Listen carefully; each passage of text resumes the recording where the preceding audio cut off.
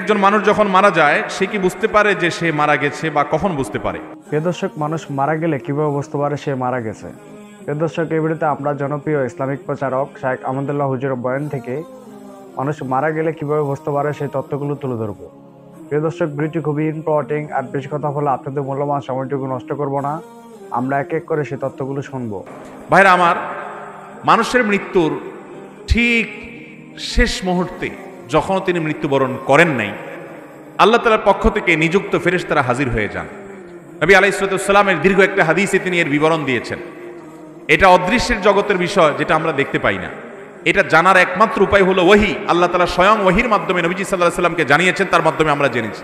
এটি আমাদের জানার সূত্র, কারণ এটা দেখার জিনিস না, আলমুল গায়েব বা অদৃশ্যের জগতের বিষয়। ওহী নির্ভর জ্ঞান ছাড়া এ বিষয়ে জানার কোনো উপায় নেই। তো নবী আলাইহিস সালামের দীর্ঘ হাদিস থেকে আমরা জানতে পারি, কোনো মানুষ যদি জান্নাতি হন, তার রূহ কবজ করার জন্য ফেরেশতাদের একটা বিশাল দল আসে।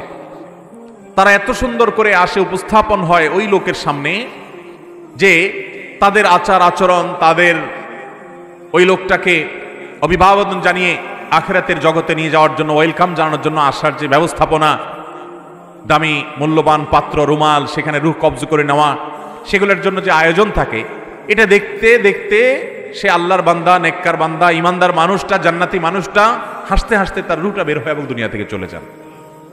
অর্থাৎ খুব আনন্দের সাথে তিনি চলে যান।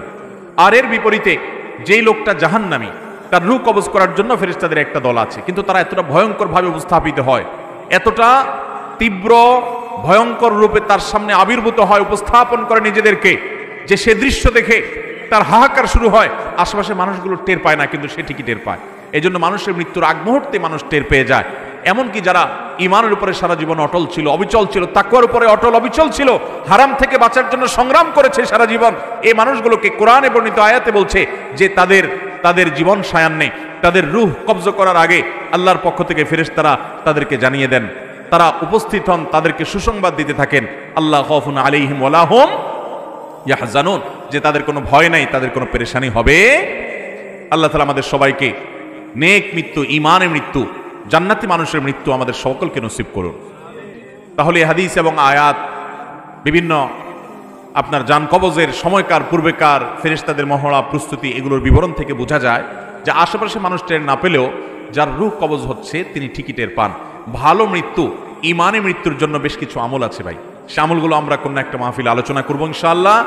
এই ঈমানের মৃত্যুর জন্য একটা কমন আমল হলো যে আমরা সবসময় ঈমান এবং নেক আমলের উপরে, ফরজ কাজ করার উপরে, এই যে ফজরের সময়, শীতের সময় ফজর নামাজ পড়া কষ্টকর, কিন্তু কষ্ট উপেক্ষা করে হলেও করবো। এইভাবে আপ্রাণ যদি চেষ্টা করে যান, নিজের সঙ্গে নিজে লড়াই করে যদি আল্লাহর ফরজ বিধান মানেন, হারাম থেকে বাঁচার চেষ্টা করেন, আপনার মৃত্যুর সময় ঈমান সাথে নিয়ে আপনি যেতে পারবেন ইনশাআল্লাহ।